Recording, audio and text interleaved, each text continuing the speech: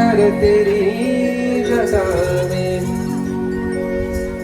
ब्रह्मदेव नारदाला भगवान शंकराच्या 3 स्वरूपाचं वर्णन करून सांगतात की भगवान शंकर जे आहेत ते निर्गुण निराकार आहेत. भगवान शंकर हे निर्गुण साकार स्वरूपी धारण केलेलं आहे आणि भगवान शंकराने सगुण साकार असा असणार रूप. नारदजी म्हणतात देवा मला भगवंताचं निर्गुण निराकार स्वरूप माहिती आहे, पण भगवंतानी निर्गुण साकार स्वरूप कधी धारण केलं ती मला कथा ऐकायची. की भगवंत निर्गुण साकार स्वरूपामध्ये का झाले, लिंग स्वरूपामध्ये भगवंताचं पूजन का करतात.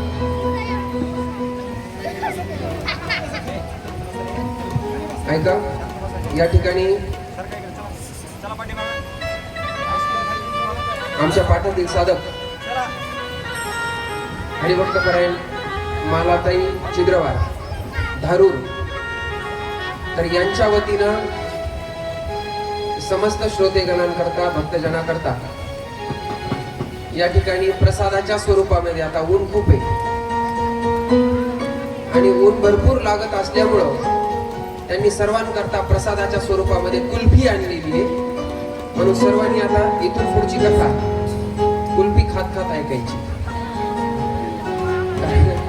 संयोजक मंडळीने सांगतो की तुम्ही काय करा जागेवरतीच त्यांना देत चला, म्हणजे अर्धा तास आहे आपल्याकडं.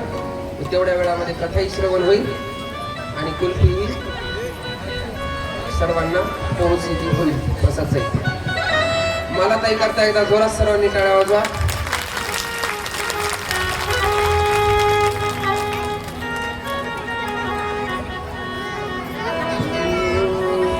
उमापती महादेव की जय.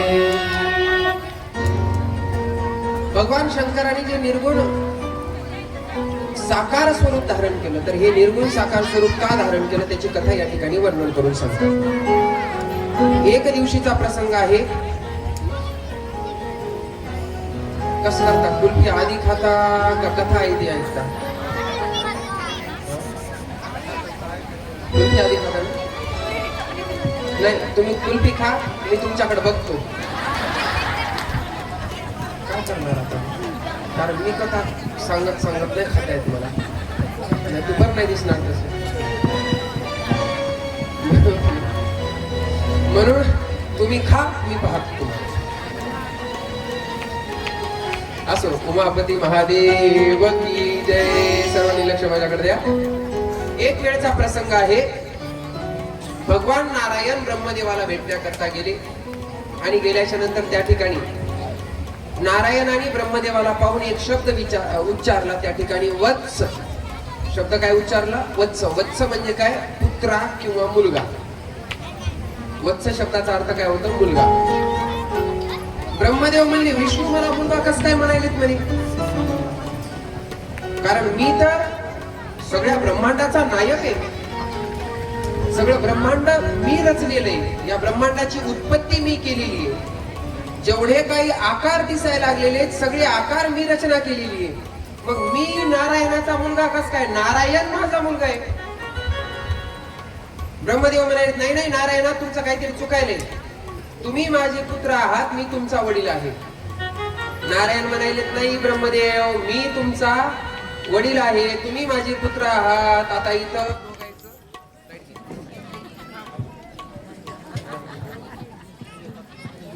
लाईट बी म्हणाली आता तुम्ही कुल्फी खाऊन घ्या.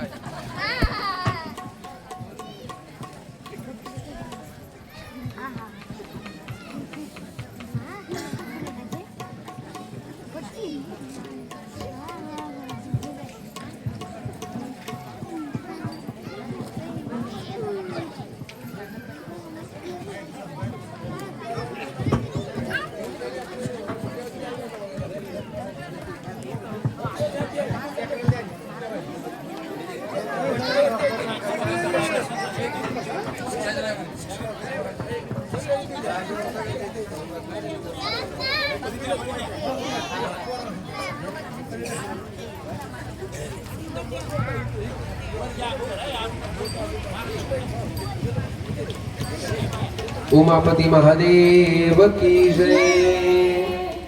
आता नारायण म्हणालेत मी मोठा, ब्रह्मदेव म्हणाले मी मोठा.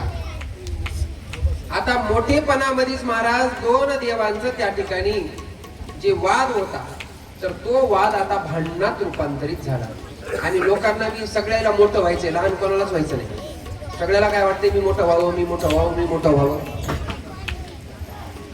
मग आता दोघांचा वाद चालू झाला आणि ते वाद दोन देवांचा मिटवण्याकरता त्या ठिकाणी भगवान ज्योतिर्मय स्वरूपामध्ये अग्निस्तंभ रूपामध्ये दोघांच्या मनात प्रगट झाले.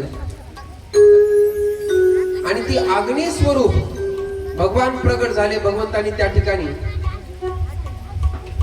आकार धारण केला. म्हणजे आता निर्गुण आहे पण त्या ठिकाणी गुण आले, म्हणजे आकाशवाणी झाली, बोलायला लागले भगवंत. हे भगवंताचं लिंग स्वरूप आहे, म्हणजे ज्याच्यामध्ये निर्गुण साकार स्वरूप आपण ज्याला म्हणू. आता ते स्वरूप बोलायला लागले. भगवान म्हणले अरे म्हणे भांडण करू नका, कोण मोठा आहे त्याचा न्याय निवाडा मी करतो म्हणे. मोठं कोण आहे.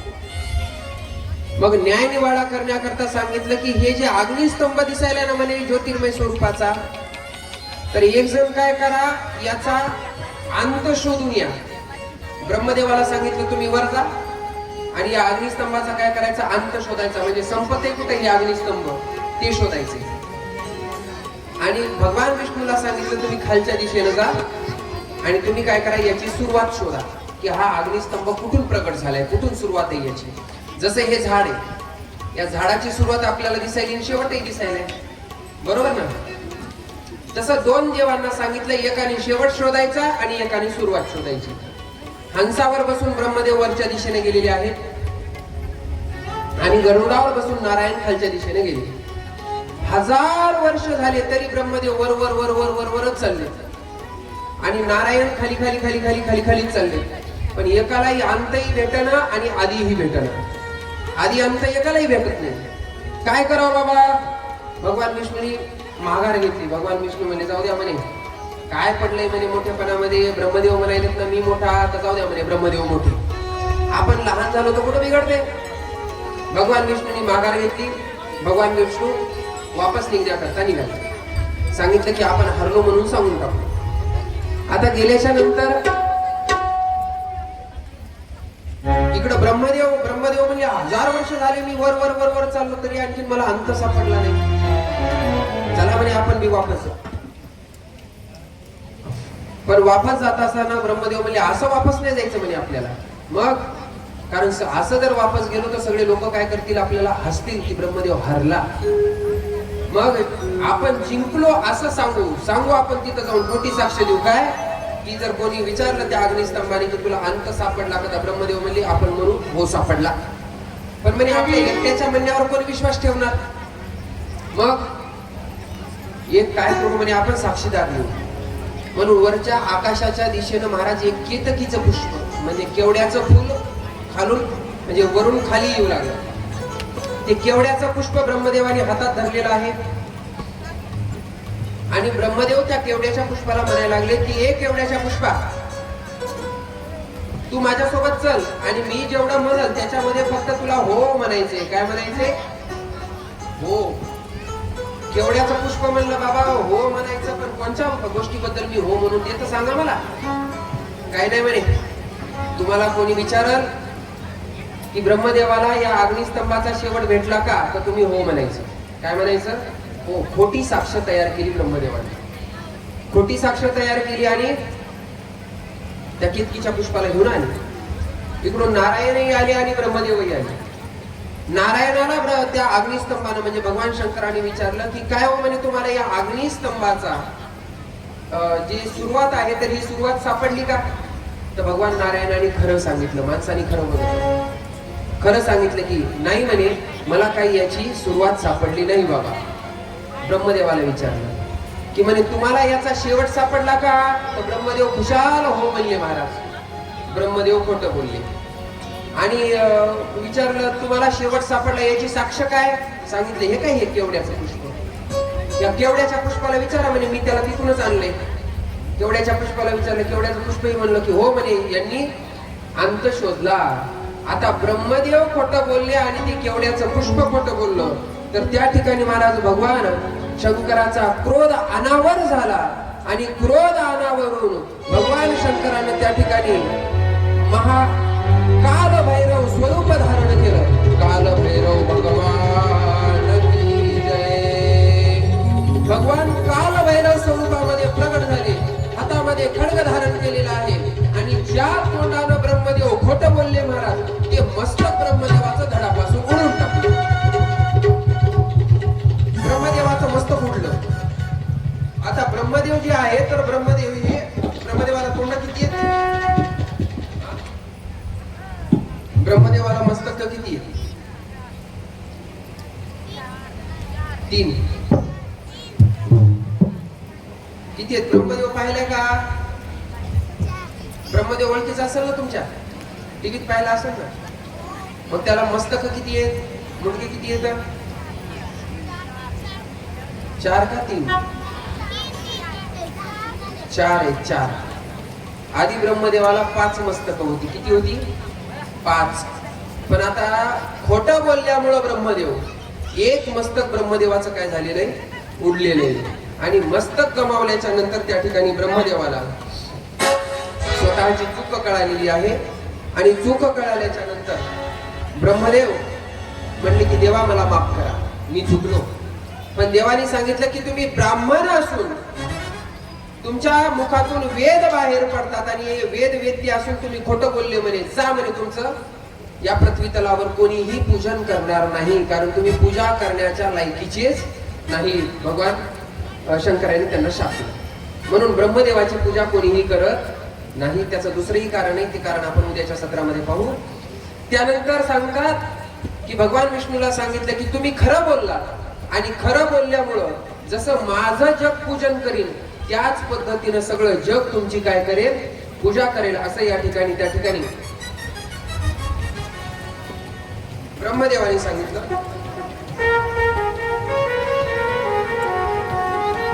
भगवान शंकराने विष्णूला वरदान दिलं म्हणून भगवान विष्णूची जागोजागी काय झालेली? पूजा झालेली आहे. ही कथा या ठिकाणी वर्णन करून सांगितली. मग शिवपूजनाचा विधी या ठिकाणी ब्रह्मदेवाने नारदांना सांगितला की भगवान शंकराने भगवान ब्रह्मदेव आणि भगवान नारायण यांच्यातलं भांडण मिटवण्याकरता भगवान हे अग्नी स्वरूपामध्ये प्रगट झाले. उमापती महादेव की जय. त्याच्यानंतर बघा, आता भगवान शंकराच्या पूजेचं विधान सांगितलं की भगवान शंकराची पूजा कशी केली पाहिजे. परत विधान आलं. त्यानंतर सांगतात की भगवान शंकराच्या कृपेनं जो कोणी भगवान शंकराची मनातून अत्यंत शुद्ध अंतःकरणाने पूजा करेल तर महाराज त्याला भगवान शंकर भोग आणि मोक्ष प्रदान करून देतात. अशी असणारी देवता म्हणजे भगवान शंकर, की जे संसारिक जीवाला संसारातल्याही वस्तू प्राप्त करून देतात आणि ज्याला मोक्ष पाहिजे तर त्याला मोक्षही प्राप्त करून देतात. अशीच असणारी एक पुराणातली कथा या ठिकाणी वर्णन करून सांगतात.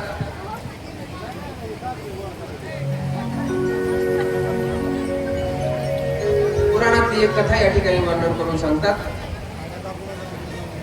एक वेळचा प्रसंग आहे. एक यज्ञदत्त नावाचा एक ब्राह्मण आहे आणि त्या यज्ञदत्ताच्या मुलाचं नाव आहे गुणनिधी.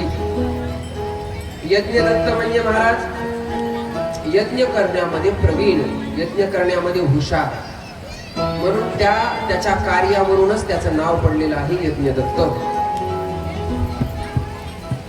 आता हा यज्ञदत्त यज्ञ करायचा, त्याचा मुलगा जो आहे गुणनिधी, तर हा गुणनिधी त्याच्या विपरीत तो वेदबाह्य आचरण करायचा.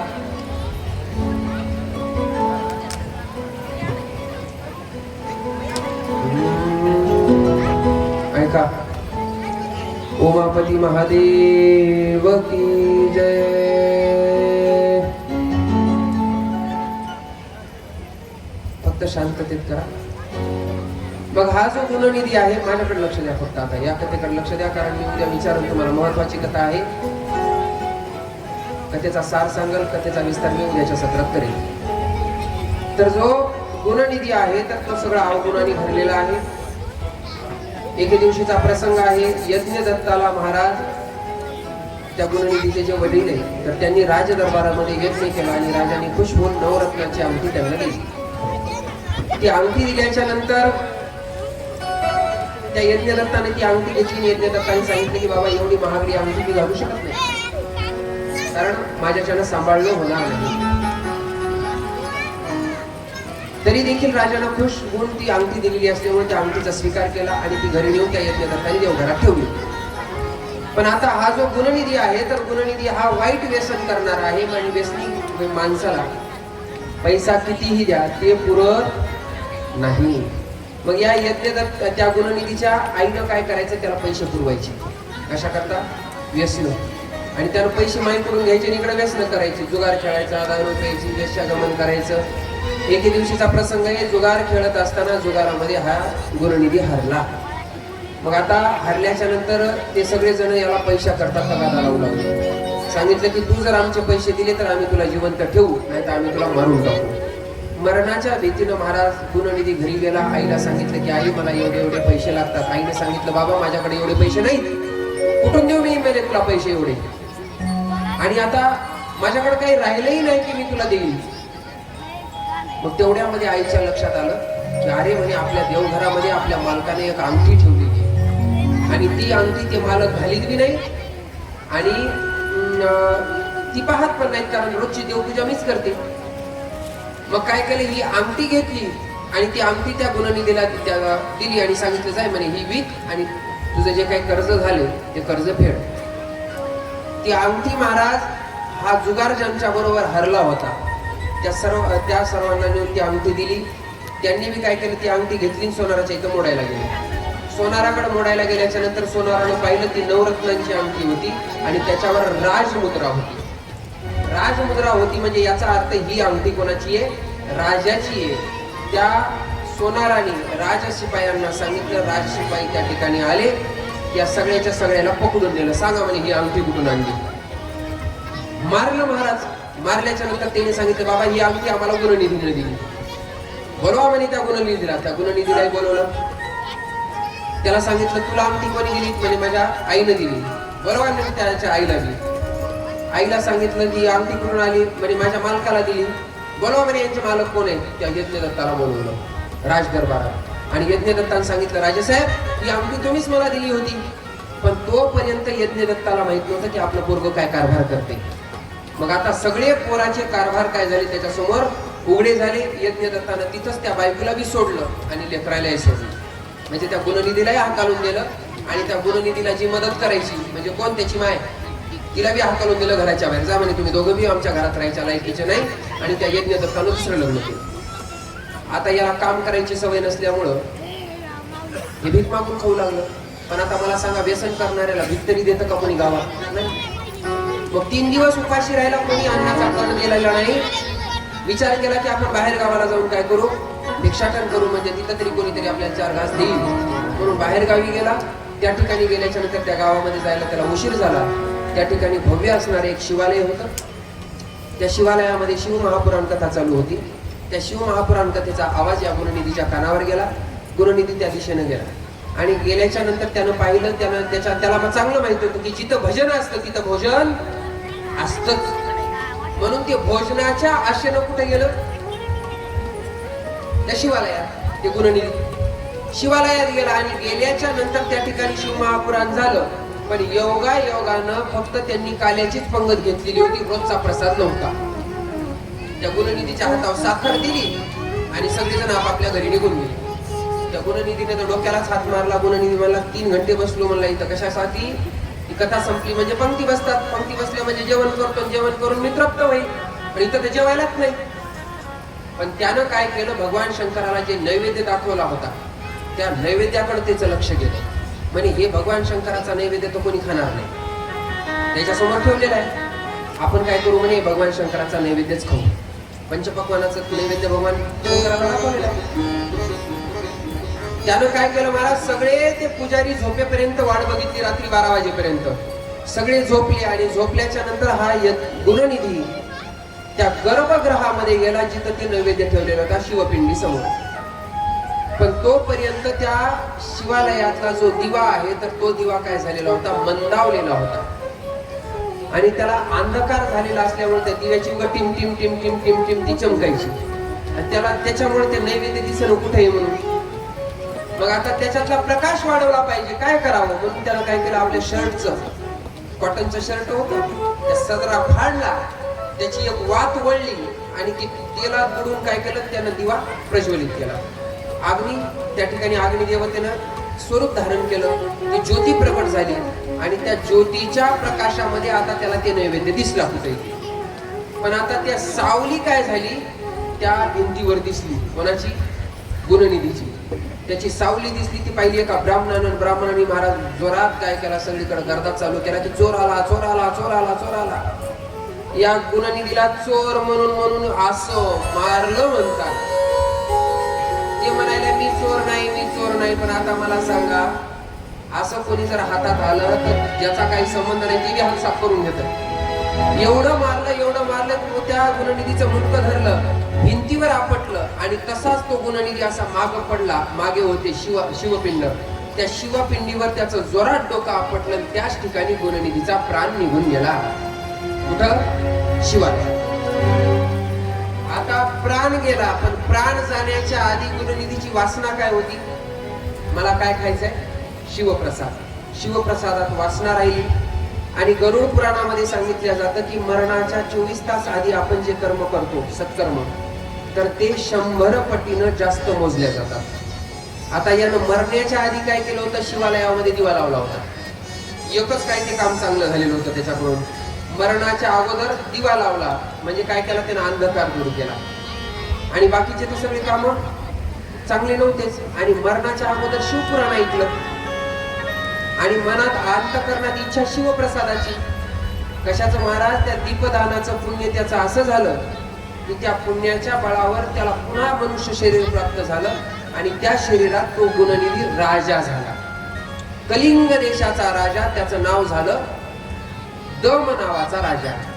आता त्याला मागच्या जन्मातला आठवायचं. आता त्याला राजवैभव प्राप्त झालं. आता पैसा प्राप्त झाल्याच्या नंतर लोक माजतात, देव देऊन बघत असत.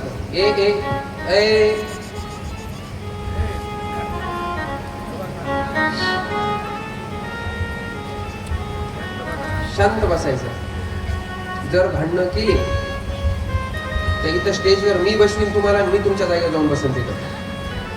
पुढची कथा तुम्ही सांगायची, चालते ना, म्हणून शांत बसायचं. नाही तर मी प्रश्न विचारणार, प्रश्नाची उत्तर द्यायची. हा, काय चालू होतं आपलं सांगा आता. गुणनिधी पडला, मग केव्हा विचारितले महाराज. आता त्यांना राजवैभव प्राप्त झालं, त्या राजवैभवाचा त्याने योग्य तो उपयोग केला. नाही तर लोकांना पैशाचा योग्य उपयोग करता येत नाही. काही जणांच्या इथं बघा, जळत नाही पण हातातून रुपये सुटत नाही. मग अशी संपत्ती काय कामाची.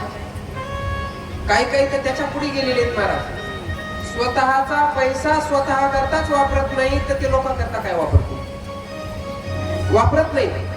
आमच्या इकडे एक आजी होती, त्या आजीला कोणीच नव्हतं आणि तिच्याकडे 10 लाख रुपये होते. तिला झाला चिकनगुन्या.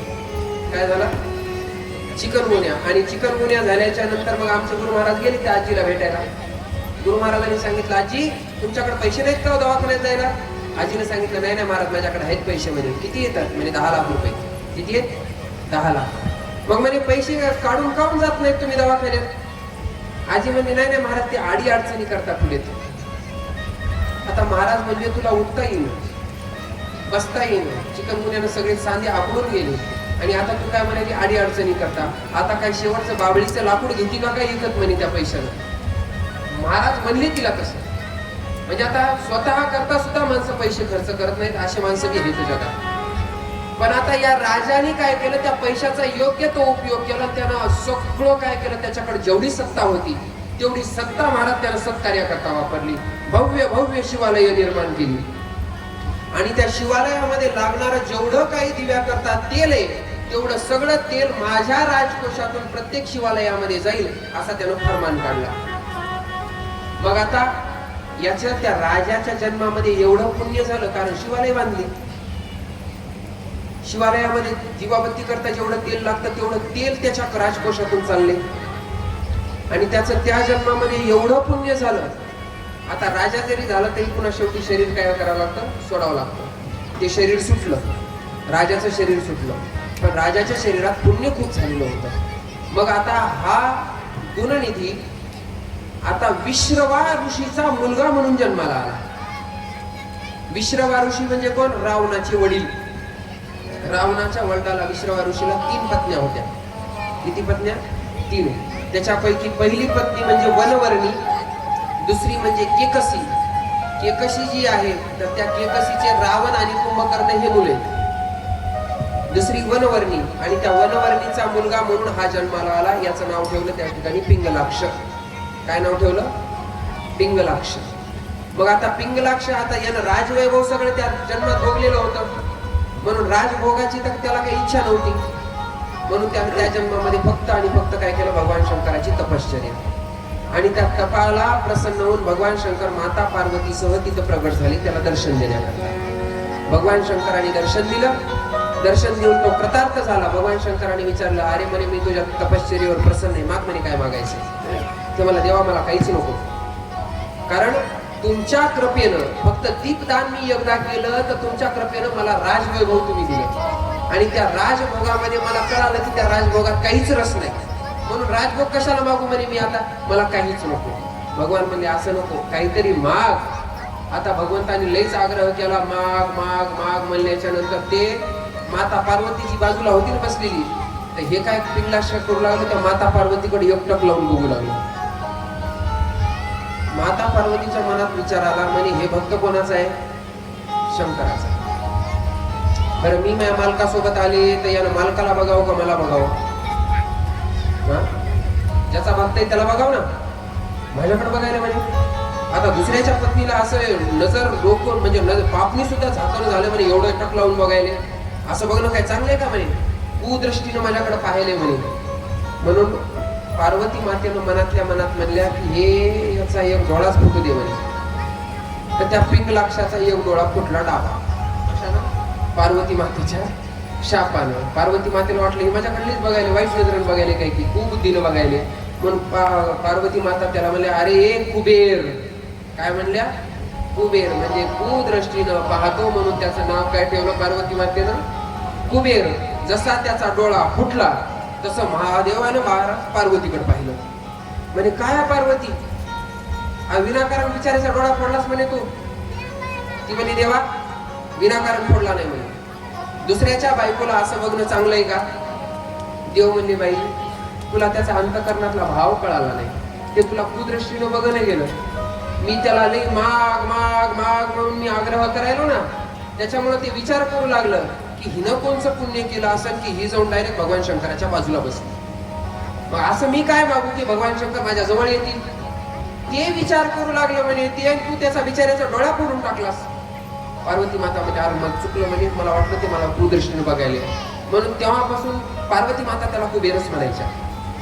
पण भगवान शंकर म्हणले मी तुझ्यावर खूप प्रसन्न आहे, तुझं पुण्यही झालं आणि तोपही झालं. चल म्हणे मी तुला काय करतो, सगळ्या धनांचा अधिपती करून टाकतो.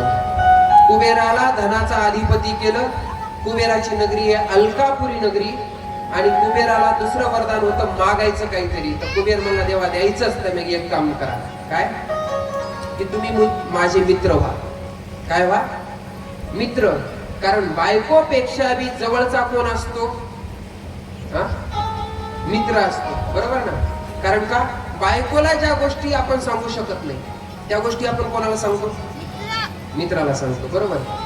किंवा आपले काही कारस्थानं आपल्या बायकोला माहित नसतात, पण कोणाला माहित असतात? मित्राला. मग बायको अर्धांगिनी जरी असेल तरी सुद्धा त्या अर्धांगिनी पेक्षाही जवळचा कोण आहे? मित्र आहे ना.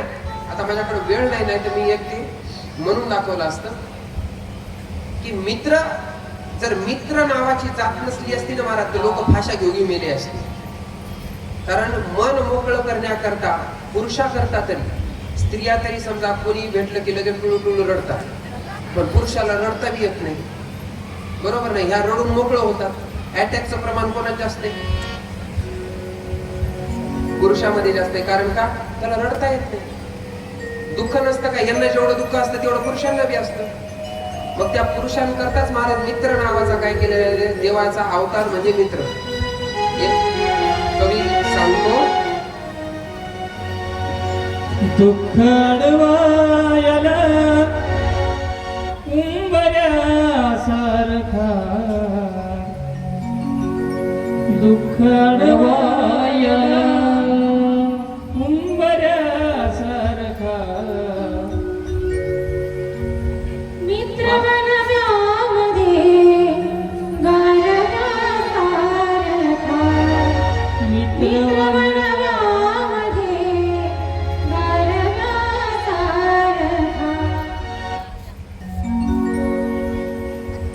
मित्रवनव्यामध्ये गारव्यासारखा, दुःख अडवायला उंबऱ्यासारखा, मित्रवनव्यामध्ये गारव्यासारखा. म्हणून कुबेराने भगवान शंकराला सांगितलं की तुम्ही माझे मित्र व्हा. कारण मित्र झालं की मित्राला बोलण्याकरता कुठली मर्यादा राहत नाही. मित्र म्हणलं की मित्राच्या इथं आपण कधीही जाऊ शकतो, कधीही येऊ शकतो. म्हणून कुबेराला भगवान शंकरांनी वरदान दिलं की मी तुझा मित्र होईल. भगवान शंकरांनी स्वतःला राहण्याकरता नगरी तयार केली, आनंदवन. आनंदवन म्हणजे काशी. पण या कुबेरा करता भगवान कैलासात जाऊन राहिले. कारण अलकापुरी नगरी जी आहे तर ही कैलासाच्या पायथ्याला आहे. आणि या कुबेरामुळे भगवान शंकर कुठे गेले? कैलासात राहायला. मग याच कुबेरानं देवाने आपल्याला धनाचा अधिपती केलं आणि या धनाचा आपण देवाकरता काहीतरी उपयोग करावा म्हणून सुंदर अशी एक नगरी तयार केली महाराज सुवर्णाची. कुणी? कुबेराने. आणि भेट म्हणून भगवान शंकराला दिली. भगवान शंकराने ती नगरी स्वीकारली. पण आता नवीन घर जे असतं तर नवीन घरामध्ये आपण डायरेक्ट जातो करायला, त्याची काय करावं लागते? वास्तुशांती करावं लागते. तर वास्तुशांती करायची होती भगवान शंकराच्या नगरीची, जी की कुबेराने दिलेली होती. मग आता वास्तुशांती करण्याकरता कोण आहे महाराज असा विद्वान? आता भगवान शंकराची करायची, विद्वान लागेल ना. तर त्या काळातला विद्वान होता रावण. कोण होता? रावण. रावण दशग्रंथी ब्राह्मण आहे, ब्राह्मण पुत्र आहे, कारण त्याचे वडील ब्राह्मण आहे. या रावणाला बोलवलं वास्तुशांती करायला. रावणाने केली वास्तुशांती. त्याच्यामध्ये महाराज भगवान शंकराचं एक स्तोत्र गायलं त्यानं. आणि ते स्तोत्र ऐकून भगवान शंकर एवढे प्रसन्न झाले, ते बोले रावणा तू पूजा बी लई सुंदर केलीस, माझी स्तुती पण खूप सुंदर गायली, मी तुझ्यावर प्रसन्न आहे, काय मागायचं माग? काय मागतो म्हणे? माग तू. रावण म्हणला देवा मी जे मागन ते देतात. देव म्हणजे तू मागून तर बघ. म्हणजे असं दोघं जमत नाही काम. ऍग्रीमेंट करा म्हणे माझ्यासोबत की मी जे मागेल ते तुम्ही द्याल. घ्या म्हणे अक्षदा. पहिल्याची ऍग्रीमेंट म्हणजे काय? अक्षदा घेणे, जल घेणे, संकल्प सोडणे, ऍग्रीमेंट झालं. ऍग्रीमेंट गेलं महाराजाच्या त्या आपल्या भगवान शंकराच्या हातामध्ये. रावणाने तांदूळ टाकलं, त्याच्यात पाणी, आणि म्हणे त्या नगरीकडे बघितलं. आणि नगरीकडे बघून म्हणले ज्याची मी वास्तुशांती केली ना आता ती नगरीच मला द्या म्हणे. ज्याची वास्तुशांती केली ती नगरीच काय घेतली? मागून घेतली. भगवान शंकराने संकल्प सोडला होता. भगवान शंकर म्हणले घे बाबा. आता बाबा जसे होते तसेच गेले. पुन्हा कुठं? कैलासात. नगरी कोणाला दिली? रावणाला. लंका कोणाची आहे? मूळ रजिस्ट्री कोणाच्या नावाला आहे त्या लंकेची? भगवान शंकराच्या. शंकराची लंका आहे, पण रावणानं मागून घेतली. म्हणून आपण रावणाची लंका म्हणतो. पण ती लंका कोणाची आहे? महादेवाची. आणि महादेवाची लंका रावणानं घेतली आणि महादेवानंच पुन्हा ती लंका जाळली. कारण का? जबरदस्ती घेतली होती ना. मग जबरदस्ती मी कसं पोचू देईन म्हणे. म्हणून महाराज महादेवाचाच अवतार झाल्यानंतर महारुद्र, आणि महारुद्र अवतारामध्ये भगवान मारुतीनं काय केलं? ती लंका जळून टाकली. जी लंका कोणाची होती? भगवान शंकराची. जाळली कोणी? भगवान शंकरांनीच. ही कथा या ठिकाणी वर्णन करून सांगितली. म्हणून दीपदानाच्या सामर्थ्यानं कुबेराला कुबेर पद प्राप्त झालं. ही कथा या ठिकाणी वर्णन करून सांगतात. आणि जी दुसरी संहिता आहे रुद्र संहिता, तर ही रुद्र संहिता या ठिकाणी पूर्ण होते. त्याच्यामधला जो सतीखंड आहे, तर हा सतीखंड आपण आता उद्याच्या चिंतनामध्ये घेणार आहोत. उद्या कथेचा कितवा दिवस आहे? 4था दिवस आहे. उद्या भगवान शंकराच्या विवाहाचा, आता उद्यापासून कथा आता रंगात येते. कारण मी अगोदरच सांगितलं होतं की श्रीमद भागवत सर्वांना पाठ आहे आणि शिवपुराणाचा थोडासा क्रम जरा किचकट आहे, सुरुवातीचा थोडा अवघड वाटतं, पण आता उद्यापासून कथेमध्ये रंग येतं. म्हणून उद्या भगवान शंकराचा विवाह आहे आणि विवाहाला जात असताना, लग्नाला जात असताना माता मावल्यावर तुम्ही कसं जाता?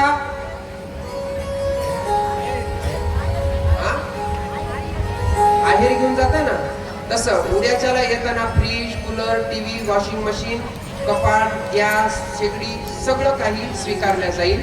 म्हणून तुमच्या इच्छेनं तुम्हाला जे द्यायचं आहेरात ते तुम्ही भगवान शंकराला देऊ शकता. कारण बिचाऱ्याकडे शेगडी बी नाही, गॅस बी नाही, काहीच नाही, काहीच नाही त्याच्याकडं. जसं माझ्याकडं काहीच नाही, तसं भगवान शंकराकडे सुद्धा काहीच नाही. म्हणून उद्या रुखवतामध्ये तुम्ही जेवढं देताल तेवढंच भगवान शंकर हा त्यांच्या संसाराला जाणार आहे. म्हणून उद्या येत असताना, लग्नाला जाताना आपण शिदोरी घेऊन जात असतो, बरोबर ना? काय नेतो आपण? शिदोरी नेतो. शिदोरी म्हणजे आता जशी नेता तुम्ही 2 वाला बिस्किट पुडा, तशी ती 2 वाल्या बिस्किट पुड्याची शिदोरी आणायची नाही. जी पारंपरिक शिदोरी आहे, तर ती पारंपरिक शिदोरी घेऊन यायची. मग ते लाडू असतील, ते गुळाचे लाडू असतील किंवा करंज्या असतील, अनारसे असतील, जे पारंपरिक आहे ते पारंपरिक शिदोरी प्रत्येकीनं आणायची. ही सर्व शिदोरी नंतर लग्नाच्या नंतर इथे एकत्रित होईल आणि नंतर तीच प्रसाद म्हणून सर्वांना वाटण्यात येईल. म्हणून जसं लग्नाला जातो तयार होऊन, तसं उद्या सर्वांनी कसं यायचे? तयार होऊन यायचे. म्हणजे पाकिटामध्ये तयारीत यायचं, बरोबर ना? समजने वाले को इशारा काफी है, राईट. उद्या भगवान शंकराची विवाहाची झाकी होईल. ते जेवढे लेकरे सगळ्याला भूत करायचे, कारण भगवान शंकराच्या वरातीत भूतच आहे. सगळे भूत करायचे. जेवढे जास्तीत जास्त भूत होतील तेवढे जास्तीत जास्त भूत तयार करा. आणि उद्या मोठ्या थाटामाटामध्ये आणि आनंदामध्ये भगवान शंकराचा विवाह सोहळा आपण पार पाडणार आहोत. म्हणून जास्तीत जास्त संख्येनं तो सोहळा पाहण्याकरता सर्वांनी जास्तीत जास्त संख्येनं उपस्थित राहायचे. सूचना लक्षात आली सर्वांच्या? काय सूचना दिली? उद्या येताना कसं यायचंय? तयार होऊन, बरोबर ना? उद्याचा ड्रेस कोड असणार आहे पिवळा. कोणचा ड्रेस कोड? पिवळा. सगळ्यांनी पिवळे वस्त्र घालून यायचे. त्याच्यानंतर येताना काय घेऊन यायचं? हा, शिदोरी, बरोबर ना? त्याच्यानंतर आहेर. आणखी पिशव्या थोड्या ढिल्या करायच्या. काय करायच्या? पिशव्या थोड्याशा मोकळ्या सोडायच्या. आणि सर्वांनी उद्या वेळेमध्ये यायचं. आजचं कथासत्र आपलं याच ठिकाणी विराम पावतो. राहिलेला जो कथेचा भाग आहे, या कथेचा विस्तार तर उद्याच्या सत्रामध्ये मी करीन. उमापती महादेव की जय, पवनसुत हनुमान की जय, शिव महापुराण की जय, व्यासजी भगवान की जय, सूतजी महाराज की जय, कुंडली गवर्धारी विठ्ठल श्री ज्ञानदेव तुकाराम पंढरीनाथ भगवान की जय, माऊली ज्ञानेश्वर महाराज की जय, जगद्गुरु तुकाराम महाराज की जय, सद्गुरु महावीर महाराज की जय, सद्गुरु बालासाहेब महाराज की जय. आरतीचे जे यजमान आहेत, आरतीच्या यजमानांनी समोर यायचे.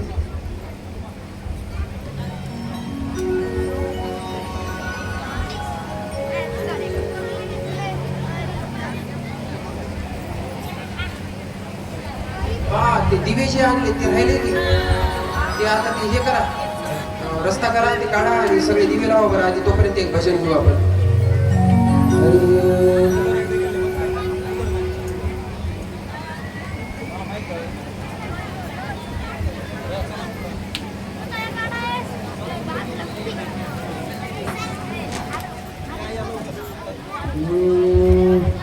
हरि ओम में ओम समाया है.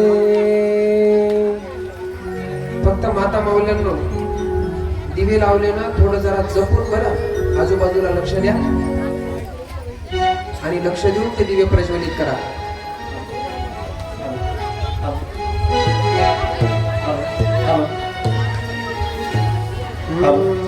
हरि ओम में ओम समाया है मेरा भोला नगर में आया है.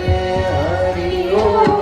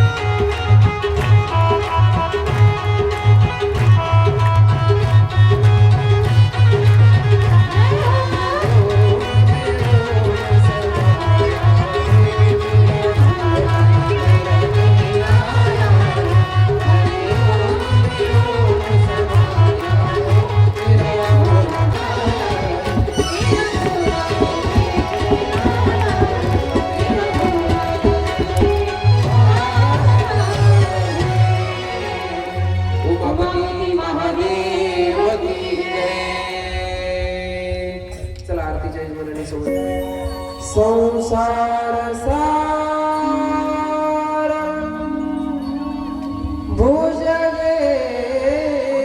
भुजगेन्द्रहारं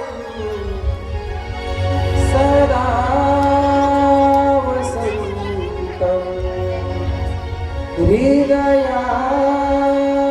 हृदयारविन्दे भवं भवानि भवानि भवानि सहितं नमामि भवं भवानि सहितं नमामि सुखकर्ता दुःखहरे